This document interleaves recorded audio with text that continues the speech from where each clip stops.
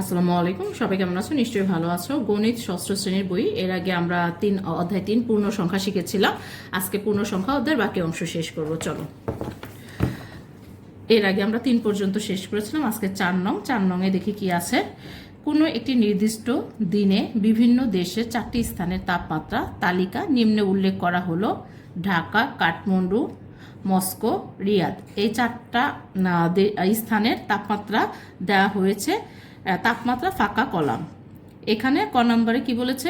বিভিন্ন স্থানের তাপমাত্রার উপযুক্ত চিহ্ন সহকারে পূর্ণ সংখ্যা উপরের ফাঁকা কলামে লেখো।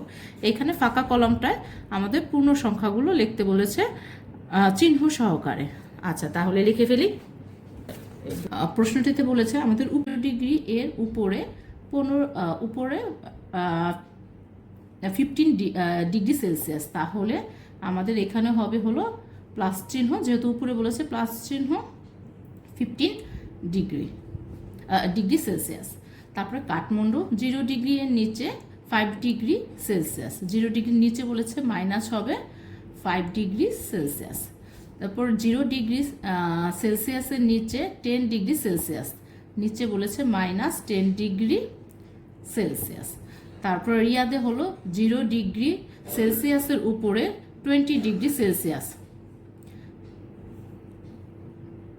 উপরে বলেছে প্লাস চিহ্ন হবে 20 ডিগ্রি সেলসিয়াস। এই ছিল কর অ্যান্সার।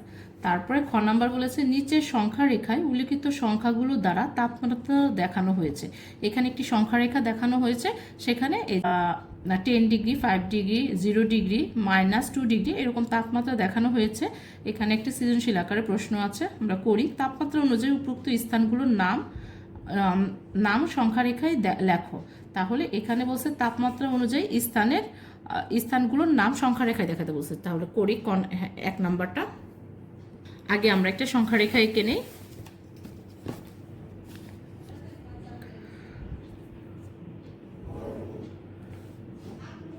এখানে আমাদের স্থানগুলো দেখাতে বলেছে, তাহলে 15 ডিগ্রি সেলসিয়াস আর হলো 20 ডিগ্রি সেলসিয়াস। তাহলে করি 0 ডিগ্রি থেকে শুরু করি, 0 থেকে শুরু করি, 5, 10, 15, 20 ডিগ্রি সেলসিয়াস দিয়ে দিই। এখানে -5 degree Celsius, -10 degree Celsius, -15 degree Celsius. এই বলে আছে প্রথমে হলো ঢাকা হচ্ছে +15 ডিগ্রি সেলসিয়াস। তাহলে আমরা এখানে এই যে 0 ডিগ্রি থেকে 5, 10, 15 এইখানে হচ্ছে ঢাকা লিখে ফেলি, ঢাকা। তারপরে হচ্ছে কাঠমান্ডু, এখানে নিচে বলেছে 5 ডিগ্রি সেলসিয়াস, তাহলে -5 ডিগ্রি এখানে হবে হলো কাঠমান্ডু। তারপরে 0 ডিগ্রি থেকে এখানে বলেছে যে মস্কোতে হলো -10 ডিগ্রি সেলসিয়াস। তাহলে এই যে 0 থেকে যাব -10 ডিগ্রি সেলসিয়াস মস্কো। তারপরে উপরে 20 ডিগ্রি সেলসিয়াস, তাহলে এইখানে যাবে, এখানে হবে হলো রিয়াদ। এই ছিল আমার 1 নম্বরের অ্যান্সার। তারপরে খ নম্বরে কি বলেছে? কোন স্থানটি সবচেয়ে শীতল? তাহলে লিখে ফেলি, আমাদের সবচেয়ে শীতল হচ্ছে কাঠমান্ডু। তাহলে লিখে ফেলি 2 নম্বরে, সবচেয়ে শীতল স্থান কাঠমান্ডু। এই 3 নম্বরে আছে কারণ সবচেয়ে কম তাপমাত্রা। তারপরে 2 নাম্বারটা বলেছে, 2 নাম্বারটা আমরা করলাম। 3 নাম্বারটা বলেছে যে সকল স্থানের তাপমাত্রা 10 ডিগ্রি সেলসিয়াসের বেশি সেই সকল স্থানের নাম উল্লেখ করো। তাহলে করে ফেলি, এখানে যে সকল স্থানের তাপমাত্রা 10 ডিগ্রি সেলসিয়াস এর বেশি সেই সকল স্থান হলো ঢাকা ও রিয়াদ। কারণ একটা হচ্ছে 10 ডিগ্রি, একটা হচ্ছে 15 ডিগ্রি সেলসিয়াস, আর একটা হচ্ছে 20 ডিগ্রি সেলসিয়াস। তারপরে এখানে আমাদের 3 নম্বরটা শেষ হবে। 5 নম্বরে বলেছে নিম্নে প্রদত্ত সংখ্যা দ্বয়ের মধ্যে কোনটি অন্যটি ডানে অবস্থিত তা সংখ্যা রেখায় দেখাও। তাহলে সংখ্যা রেখাগুলো একে আমরা কোনটা ডানে সেই অবস্থানটা দেখাই। প্রথমে একটি সংখ্যা রেখা এঁকে নেই। এখানে আমাদের দুইটাই পজিটিভ আছে, অর্থাৎ প্লাস চিহ্ন আছে। তাহলে আমরা ডান দিকে 1 2 3 4 5 6 7 8 9 10 পর্যন্ত দিয়ে রাখি। আর এখানে একটা দুইটা দেখিয়ে দিই, -1 -2। এখন আমাদের বলেছে প্রথমে 2, আমরা 0 থেকে 1 2 এখানে গেলাম। তারপর হচ্ছে +9, 1 2 3 4 5 6 7 8 9, +9। এই হচ্ছে আমাদের সংখ্যা রেখায় 2 আর 9 এর অবস্থান। তাহলে লিখে ফেলি। সুতরাং সংখ্যা রেখায় দেখা যাচ্ছে 9 2 এর ডানে অবস্থিত। তারপরে খ নাম্বারটা -3 -8 সংখ্যা রেখা এঁকে ফেলি। এখানে ঋণাত্মক চিহ্ন আমাদের বাঁ দিকে যাবে। 0 -1 -2 -3 -5 -6 -7 -8। এখানে 1, এখানে ডান দিকে একটা দুটো ঘর দেখিয়ে দেই, +1 +2, অর্থাৎ ধনাত্মক 1 ধনাত্মক 2। এখন আমাদের বলেছে -3, 0 থেকে আমরা বাম দিকে 3 ঘর যাব, 1 2 3। এইখানে আবার বাম দিক থেকে 8 ঘর যাব, 1 2 3 4 5 6 7 8। এই তাহলে আমাদের লিখে ফেলি সংখ্যা রেখা -3 -8 এর ডান দিকে অবস্থিত। কারণ হচ্ছে 8 থেকে আমাদের ডান দিকে গেলে -3টা পাবো। তারপর গ নাম্বারটা করি, 0 -1 সংখ্যা রেখাটা আঁকি।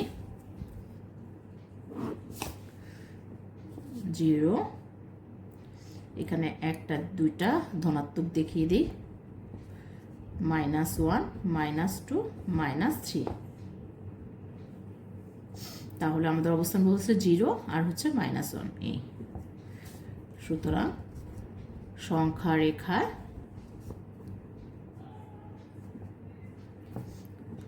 0 -1 এর ডান দিকে অবস্থিত, 0 -1 এর ডান দিকে অবস্থিত। তারপরে ঘ নাম্বারটা -11 +10। তাহলে একটা ধনাত্মক আছে একটা ঋণাত্মক আছে। সংখ্যা রেখাটা এঁকে ফেলি। এখান থেকে ডান দিকে 1 2 3 4 5 6 7 8 9 10। তোমরা কিন্তু সবাই পেন্সিল দিয়ে সংখ্যা রেখা আঁকবে। -1 -2 -3 -4 -5 -6 -7 -8 -9। এটা আরেকটু লাগবে, -10 -11। স্টপ করে দেখ। এখন আমাদের কি বলেছে, -11 বা ঋণাত্মক 11। তাহলে আমরা 1 2 3 4 5 6 7 8 9 10 এই যে 11। এই আবার বলছে ধনাত্মক 10। তাহলে ডান দিকে যাব, 1 2 3 4 5 6 7 8 9 10 লিখে ফেলি। সুতরাং সংখ্যা রেখায় দেখা যাচ্ছে যে আমাদের 10টা -11 এর ডান দিকে অবস্থিত। 10 -11 এর ডান দিকে অবস্থিত। তারপরে 15 নম্বরটা -6 +6 সংখ্যা রেখাটা আঁকি, অর্থাৎ একটা ধনাত্মক দিকে আছে, একটা ঋণাত্মক দিকে আছে। 0 1 2 3 4 5 6, এখানে -1 -2 -3 -4 -5 -6 এই। তাহলে অবস্থান করে 0 থেকে ডান দিকে 6 ঘর পর্যন্ত যেতে বলেছে। 1 2 3 4 5 6 এখানে অবস্থান।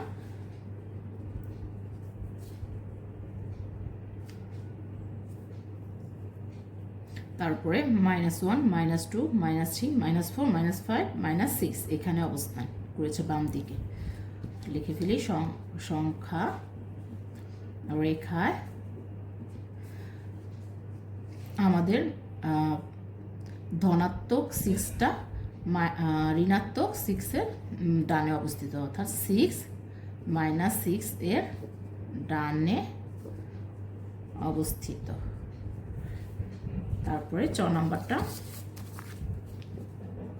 একদম শেষেরটা 1 -10 সংখ্যা রেখাটা আঁকি।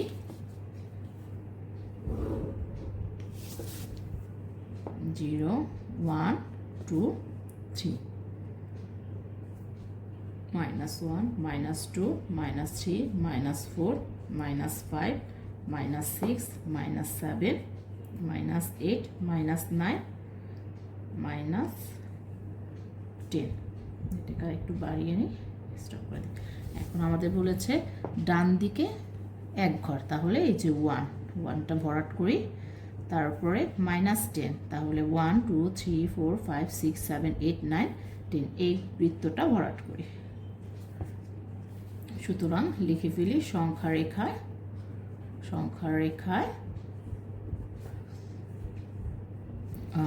1 -10 এর ডানে অবস্থিত। এই ছিল আমাদের 5 নংটা। এখন 6 নংটা করি। নিম্নে প্রদত্ত সংখ্যাদ্বয়ের মধ্যবর্তী পূর্ণ সংখ্যাগুলো মানের ঊর্ধ্বক্রম অনুযায়ী সাজায়, অর্থাৎ পূর্ণ সংখ্যাগুলো মধ্যবর্তী সংখ্যাগুলো উল্লেখ করতে হবে, উল্লেখ করে ঊর্ধ্বক্রমে সাজাতে হবে। তাহলে করি, ক নম্বরটা করি প্রথমে। এটা হচ্ছে 6 নংয়ের ক। 0 এবং -7, 0 থেকে -7 এর মধ্যবর্তী সংখ্যাগুলো লিখবো, লিখে তারপরে সেটাকে ঊর্ধ্বক্রমে সাজাবো। আগে লিখে ফেলি 0 এবং -7 এর মধ্যবর্তী পূর্ণ সংখ্যাগুলো হচ্ছে -1 -2 -3 -4 -5 -6। এখন ঊর্ধ্বক্রমে সাজায়। মানের ঊর্ধ্বক্রমে সাজানো হলো। তাহলে ঊর্ধ্বক্রমে সাজালে -6 -5 -4 -3 -2 -1, এভাবে ছোট থেকে আস্তে আস্তে বড় দিকে। তারপরে খ নাম্বার করি। কি বলেছে? -4 প্লাস এবং +4, তাহলে -4 এবং +4, তাহলে -4 এবং +4 এর মধ্যবর্তী পূর্ণ সংখ্যাগুলো হলো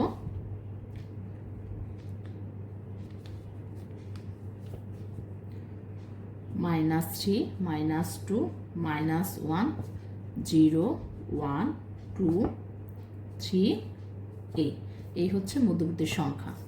অর্থাৎ -3 থেকে +3 পর্যন্ত মাঝখানে অবস্থান করছে সংখ্যাগুলো। তাহলে লিখি মানের ঊর্ধ্বক্রমে সাজানো হলো। ঊর্ধ্বক্রমে সাজাই -3 -2 অর্থাৎ ছোট থেকে বড় দিকে যাচ্ছে। -1 0 1 2 3 এটাই অ্যান্সার, এটাই অ্যান্সার। তারপরে গ নাম্বারটা করি।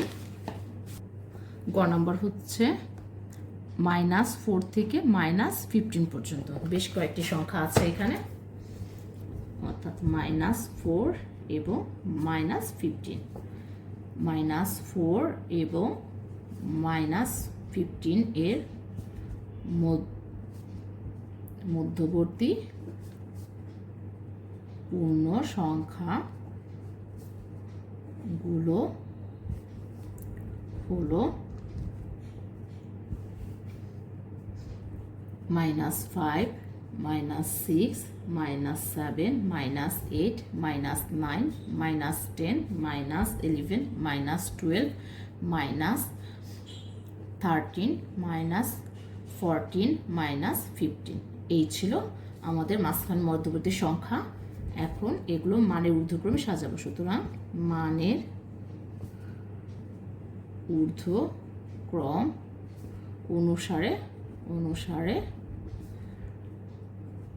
সাজানো হলো।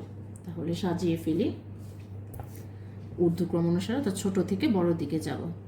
তাহলে -14 -13 -12 -11 -10 -9 -8 -7 -6 -5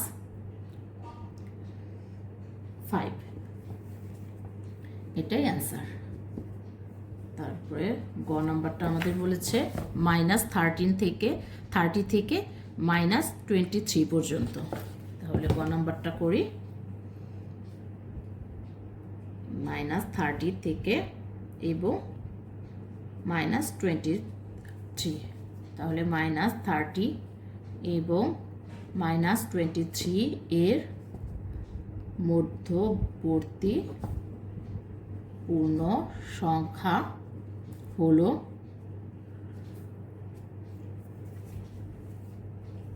-29 -28 -27 -26 -25 -24। এখানে মধ্যবর্তী সংখ্যাগুলো লিখলাম। এখন মানের ঊর্ধ্বক্রমে সাজাই। মানের ঊর্ধ্বক্রম অনুযায়ী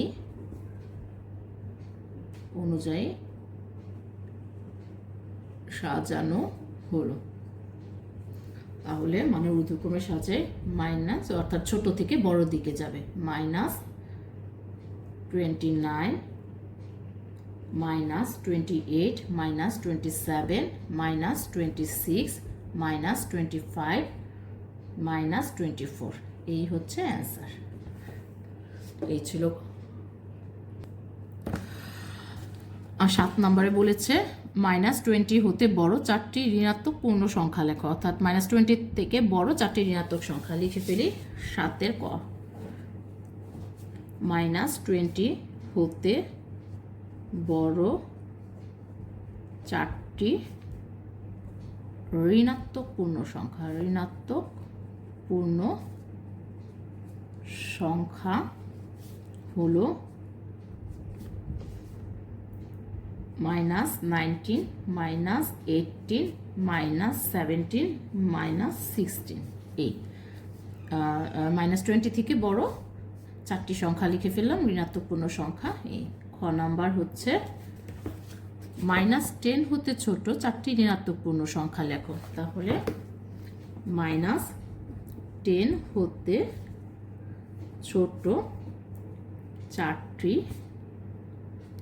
ঋণাত্মক পূর্ণ সংখ্যা হলো,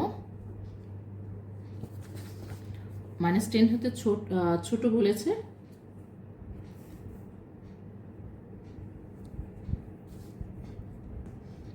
তাহলে -11 -12 -13 -14 এই হচ্ছে অ্যান্সার। -10 হতে ছোট বলেছে, ছোট 4টি সংখ্যা লিখে ফেললাম। গ নাম্বার,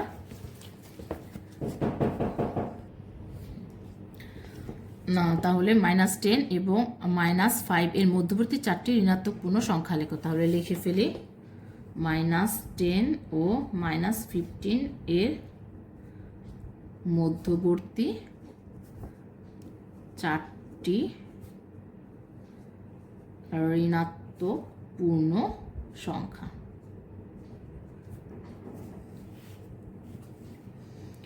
-10 হতে -5 এর মধ্যবর্তী 4টি ঋণাত্মক পূর্ণ সংখ্যা। তাহলে মধ্যবর্তী 4টি ঋণাত্মক পূর্ণ সংখ্যা লিখি -9 -8 -7 -6 এই হচ্ছে অ্যান্সার।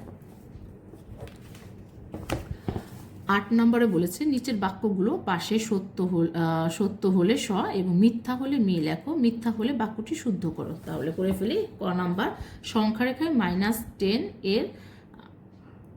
এর ডানে -8, -10 এর ডানে -8 এটা সত্য, কারণ সংখ্যা রেখায় আমরা এর আগে সংখ্যা রেখা করেছি, এখান থেকে বোঝা যাচ্ছে -10টা ডানে -8 অবস্থিত। খ নাম্বারে কি বলেছে, সংখ্যা রেখায় -60 এর ডানে -70 অবস্থিত, এটা মিথ্যা। তাহলে এটা মিথ্যা, এটা ঠিক করে লিখি। সংখ্যা রেখায় -17 এর ডানে -60 অবস্থিত, -70 ডানে -60 অবস্থিত। গ নাম্বার, সবচেয়ে ছোট ঋণাত্মক পূর্ণ সংখ্যা -1, এটাও মিথ্যা। তাহলে লিখে ফেলি মিথ্যা, সত্যটা লিখি। সবচেয়ে বড় ঋণাত্মক পূর্ণ সংখ্যা -1। তারপরে গ নাম্বারটা, -20 এর চেয়ে -26 বড়, এটাও মিথ্যা। অধ্যায়টা করলে পরে এগুলো তোমরা নিজেরাই পেরে যাবে।